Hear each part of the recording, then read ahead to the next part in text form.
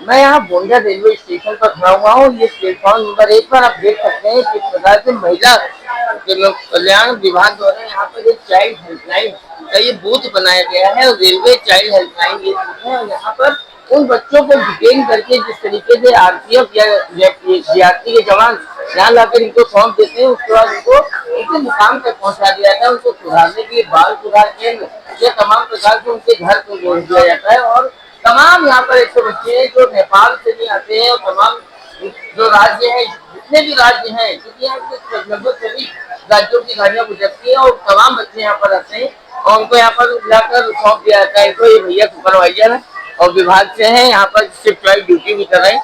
आइए इन्हीं से जानते हैं अब तक कितने बच्चों को यहाँ पर डिटेन किया गया। भैया क्या नाम है आपका? अमित कुमार पांडे मेरा नाम है, सुपरवाइजर पद पे कार्यरत हूँ यहाँ पे।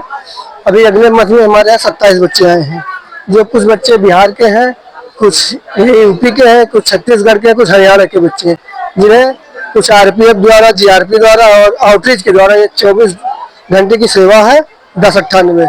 और जो बच्चे मिलते हैं उनकी काउंसलिंग की जाती है, काउंसलिंग करके प्रेजेंट का पता लगाया जाता है, तत्पश्चात सीडब्ल्यूसी के समक्ष प्रस्तुत किया जाता है। सीडब्ल्यूसी के आदेशानुसार बच्चों को उनके घर भेज दिया जाता है। जैसा कि आपने देखा कि अभी सुपरवाइजर साहब बता रहे थे कि बच्चों को यहाँ पर पहले बिठाया जाता है, उनको खिलाया पिलाया भी जाता है। ऑनलाइन उनके भोजन की सुविधा केंद्र सरकार ने यहाँ पर विभाग के द्वारा कर रखी है। उसके बाद में जब उनके परिजनों का अगर पता चल जाता है तो उन्हें सौंप दिया जाता है, और नहीं अगर पता चलता है तो बच्चों को यूं ही नहीं छोड़ा जाता है। उनको चाइल्ड हेल्पलाइन के द्वारा बाल सुधार केंद्र दे दिया जाता है, जहाँ पर उनकी देखरेख की जाती है।